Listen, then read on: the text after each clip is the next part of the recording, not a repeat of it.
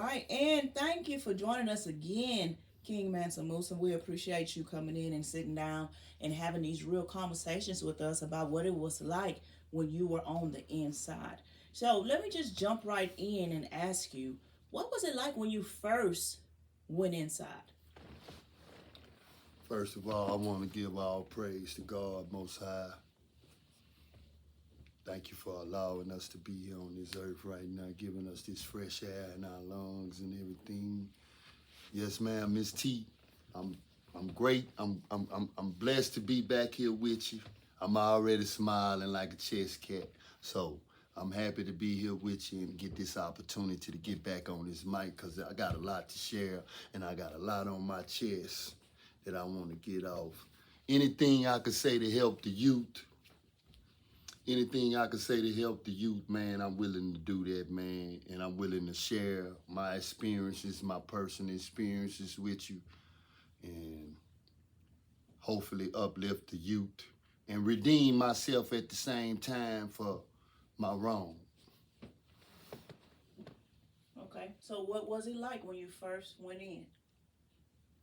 What was it like? Shit, it was a hellhole when I first went in. Compared to the time I got out, it was still a hellhole even when I got out of there.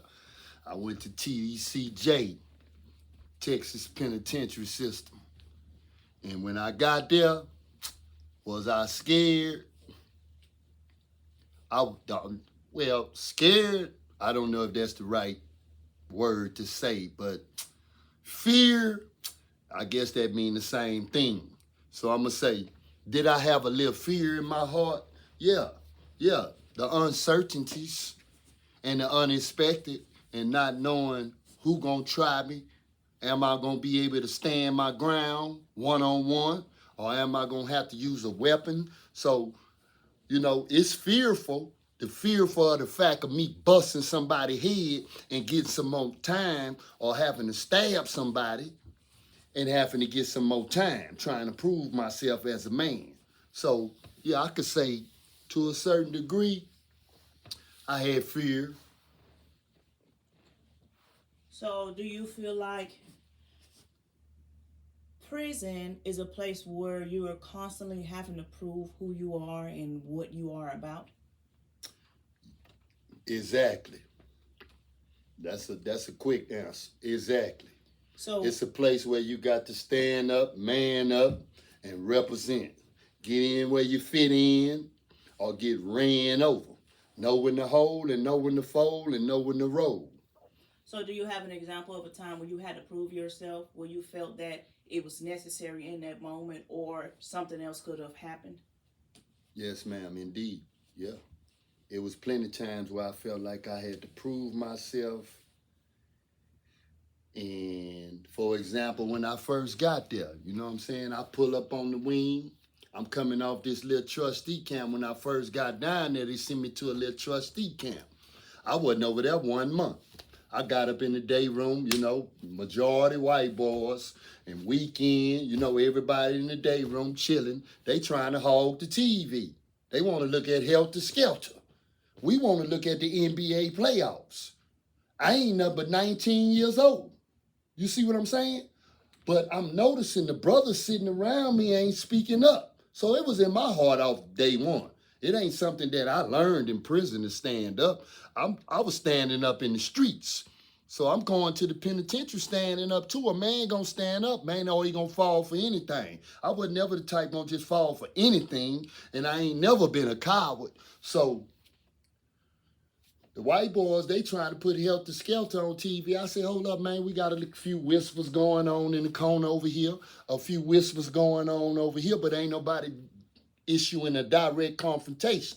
So I stand up. This was my first, y'all might want to call it a crash dummy move since so many people talk about crash dummy moves, but I'm standing up representing my people because the NBA playoffs on. And I want to look at the NBA playoffs. And then I feel like these white boys ain't all that, ain't just hardcore like that. That ain't no ABs or ACs type breed. These just some white boys, young white boys trying to hog us because they the majority. So I made a stand. I stood up in the day room, unplugged the TV. Ain't nobody watching TV tonight. So I wind up checking paper with the white boy. White boy get out there, we checking paper, pam, pam, pam. I'm catching him. The other white boy jump in, they go to clicking on me. So the brothers come together and they help me, and we wind up starting to ride. So it's about 12 on 10, and then the guard sprayed the gas and all that. And next thing you know, I'm going to a gladiator unit. I thought I really had it hard right here, but when I got to the gladiator unit, now I know what they mean when they say gladiator unit or maximum security. I'm going from a low level minimum security, no gates or nothing, trustee camp, to a full-fledged maximum security gang related unit. Were you gang related at the time, or you were still by yourself? At the time, I was a neutron. At the time, it was mostly in my neighborhood. Bloods and Crips had just started popping up here and there, but it wasn't no big thing when I went down. Wasn't no Bloods and Crips. Not even in the system. They wasn't even prevalent in the system at that time. So I'm standing up for me. So when I got to the maximum security unit, that's when I got introduced to the gang life, prison gang life. Okay. So how long were you at the maximum security unit before you joined a prison gang?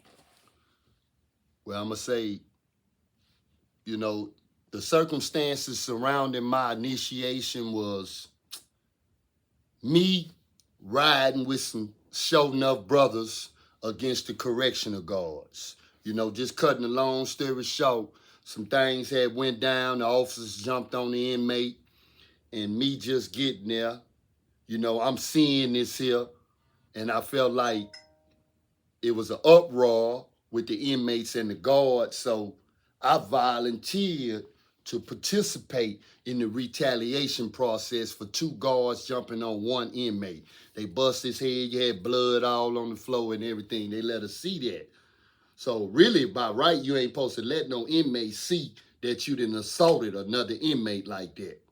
Because it'll provoke the monsters. The monsters come out when you do an inmate like that. It done been plenty of occasions where we done retaliated against officers' excessive use of force, which we felt like it was excessive use of force at that time.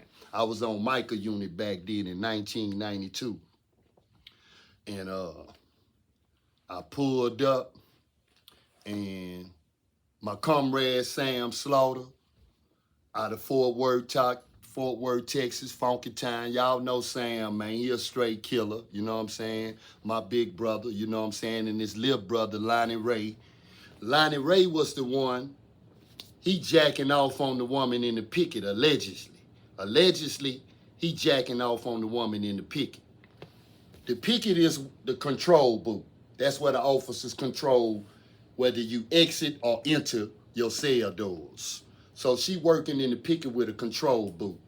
And his cell right in front of the picket. So he got his door open, and, you know, he didn't throw down on the woman, and evidently she letting him do this here. But just so happened her husband or her man was working on the wing. He the one working on the floor, making sure everything is safe and secure.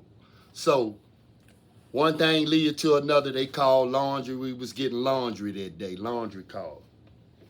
And I still remember that like it was yesterday, man. I was still young, though. I was young, man, but I was a rider. So they called laundry. They called sheet call, sheet call, sheet call. Last call for sheet call. So we grab our sheets off the bunk.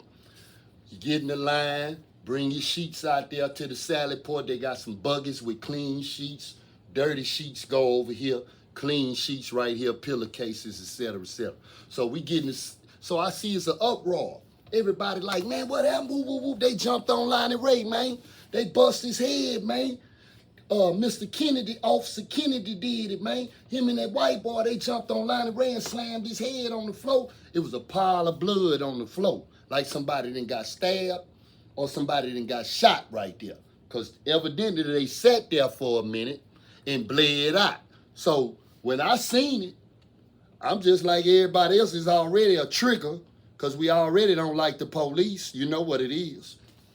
So I see all the blood. Oh, whoop, everybody going off. We gonna whoop y'all head. Whoop, whoop, whoop. Y'all some hoe ass bitches, this and that. Whoop, whoop, whoop. So they rack us up, trying to calm everybody down. Rack up, rack up, rack time, rack time. They trying to find out, is it gonna be some retaliation behind this brother getting his head bust wide open like that in the salad port, blood everywhere. So we go back in the cell. Here come the ward. They let us out for child. So we all in the child, in the day room on high morning. They got about 6 officers down there, the major down there, the gang intelligence down there, the warden come walking through the day room. We sitting up there, I'll never forget, Oprah Winfrey was on TV. Her show had just become popular back then. We watching Oprah Winfrey. So I done already posseed up with brothers who I do not even know out of Fort Worth, Dallas, and Houston. We was 7 deep. So I'm like, look out, man. I'm down with that there, man. I want to get them hoes anyway. This how it go down. So I see what y'all gonna do, man. We finna get them laws, bro. You ain't got that much time. This is what my big homie Sam telling me. You ain't got that much time. I still respect you, Sam, to the fullest, bro. Because you gave me that option. You say, PA, you ain't got that much time, bro. All us got a lot of time. What we finna do is gonna get you some more time. He made sure he explained that to me. That's why I respect him to this day. Because he gave me that option. Think about your family, man. Woo, woo, woo, woo, woo. I'm like, nah, man, I'm finna ride. We gonna try to get away. So we plotting to get away. The plan was to get away. We gonna wait till they roll in and out. Cut a long story short, because I can go on and on with this story. It's kind of long. So they roll in and out. Cut a long story short, man, when they came over there, we already strapped up. Back then they had belts in your pants. Back then they had master locks, combination locks, which was a weapon. Today they don't have that type of stuff because it's used as a weapon. Back then it was perfect because we put them locks on them belts on the little metal piece in the front. You lock that lock right there and get the end of the belt and roll it around your hand like that. You got a show enough weapon in your hand with that master lock. You can actually put 2 locks on there or 3 locks on there and hurt somebody. So anyway, we strapped up. The laws come over there. We hugged them out. Oh, Lord, oh, Lord, please, oh, Lord. Oh, now you hollering now. You hollering now. But you King Kong a while ago, jumping on an inmate, busting his head wide open, while all these other inmates over here, straight killers over here. You know it's going to be some type of retaliation. So it really was on the warden for not keeping us locked up all that day.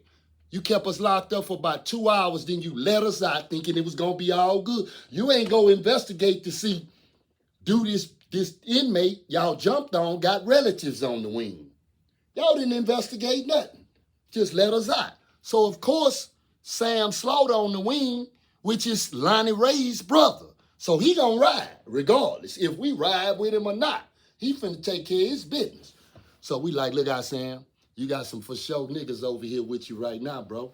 We gonna ride with you on them hoes right there, because they fucked over that brother right there. We ain't going for that over here. So I'm like new to the system, but I'm a rider. I got out there. We hugged them laws out, man. So do you think that they intentionally... That was my first experience with violence in prison. Well, my ride on the trustee camp, that was a little bit of violence, but no knives, no weapons involved. Then I get to Micah unit. Well, where the ride happened with the white boys was on Hilltop. For those that want to know what unit I was on Hilltop. Real friendly ass unit. And I messed that off and I wind up in the system, the real maximum security, and I wind up getting free world charges, aggravated assault. We had 2 knives and the rest had locks on belts. So you could just imagine how much blood it was, because they was hollering and covering up and this and that. We tried to get away.